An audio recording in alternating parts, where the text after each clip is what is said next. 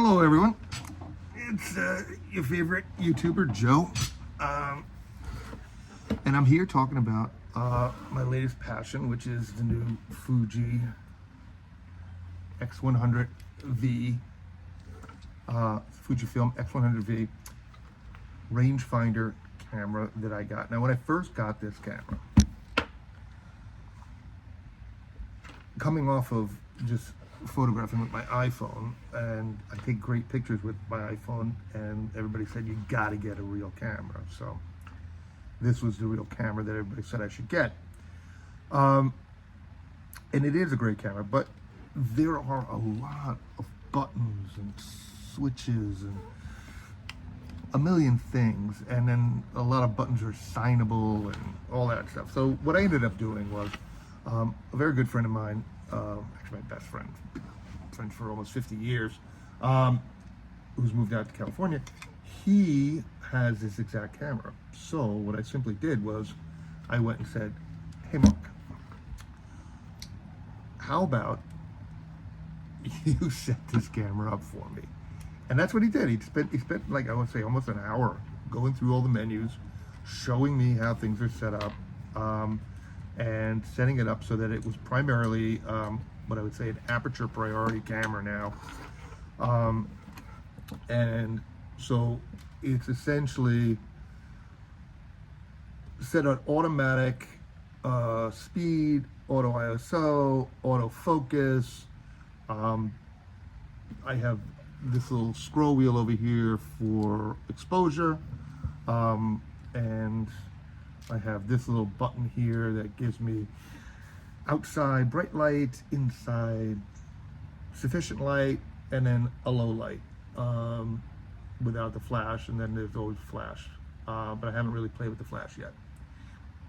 A couple of things that I've done to modify this already got, and I will show you some of the pictures that I've taken with this in different film recipe settings that I've also set up on this, which I'll go into a little bit more. So first things first, I got a lens shield. I got a couple of them.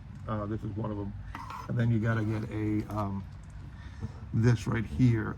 That is a UV filter. Once you put the UV filter on, that protects this lens, which moves in and out. When it focuses, makes it water resistant. I don't think it's waterproof. I think it's water resistant, or it helps. So that's one thing. The other thing I did was I put on a leather half case. Kind of gives it a very vintage feel. Kind of, I mean, this is probably one of the coolest looking cameras out there. I mean, it just has such the retro vibe. I mean, the only other one that comes close to this is the Leica Q2, and that is like $5,000 or $6,000. They even sell a black and white version that's more money. It's only a black and white sensor, and it's more money than the color. This is $1,400-$1,500, and then you can accessorize it, and it's kind of funky and cool. So I did that. I put on a soft shutter release. I put on this little thing, which is controversial. Some people like it, some people don't. I like it. It holds your hand here steady. It actually kind of feels a little like when you pull it back like this to go and use the scroll wheel, you kind of feel like you're rewinding film in the old days, in the old retro styling. And then I got these little Peak Design tabs on here, and they serve two purposes. One is I've got this little Peak Design strap. You just basically, it's really simple. You just put that on, and then satisfying little click, and then you have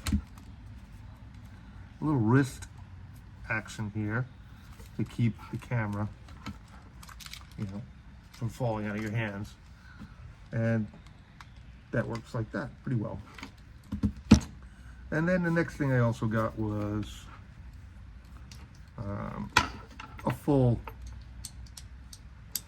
leather, again very retro, Peak Design neck strap, full camera strap. So this is You know, the one you put over your neck like that. Or you could flip your arm through and then, you know, come up like that. So, the last thing I want to kind of really talk about is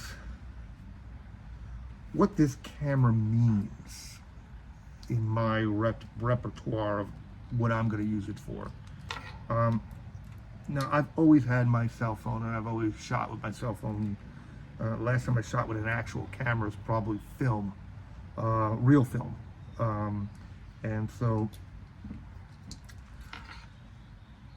it's taken a little bit of getting used to. Oh, I also bought this nice little fanny pack or over-the-shoulder pack. Got compartments in it, and you can keep all the yada yada stuff in there. But the key is to carry this around with you, and because it's small and it's portable and it takes great pictures, I'm doing that. I'm taking it with me everywhere because I want to get used to shooting with this as easy as I would grab my iPhone and take pictures with. That said, there are some cool things about this that I'm learning about. One is the film recipes. So I've got in here 7 different film recipes. We'll start off with the basic chrome that my friend tweaked a little bit, and that's supposed to be like a Fuji chrome or Kodachrome E or something like that. Takes really nice color photographs. And then I've got acros, which again my friend tweaked just a little bit, and that's your black and white. So I've got the color and the black and white. Then I went down the rabbit hole. I went on this site, Fuji X Weekly, and they have tons of recipes in there. So one of the first ones I got was the Kodak Tri-X 400, which is a very grainy black and white, high contrast. I really like that. It's great for black and white.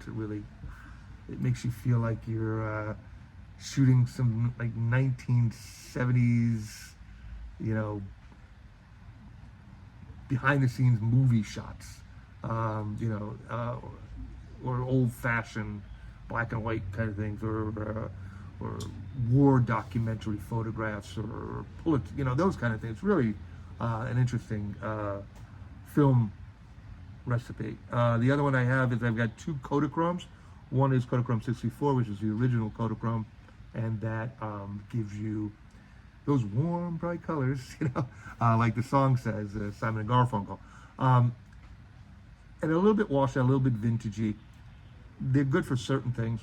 And then I got a modified Kodachrome, which is a more contemporary Kodachrome film profile. I have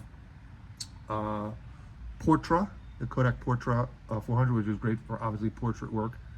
Skin tones and stuff like that are great. And then I've got, last but not least, what did we do? We put the last one in, which was, it's very, very red. I don't know if I'm going to actually use it so much. And that would be, Kodak Ultramax. That was the last one I just put in. It might be good for really outside landscape photography. I don't know, we'll see. Anyway, that is what I've got going so far. I will show you a couple of examples of some of the shots that I've taken with this recently in the different modes and different film styles that I have, and I'll upload them at the end of this video so you guys can have a little look and see what the quality of the images are. Anyway, I can't wait to take it to Europe, Italy and Greece in September, so that's going to be great, and we'll see what great photos we take with that. I took some really nice pictures last time we were in Italy with just my iPhone, so hey, let's see what we get out of this one. Anyway, if you like what I'm talking about and you like what I'm showing, hit a like, and if you're interested, hit a subscribe, and I'll see you in the next video.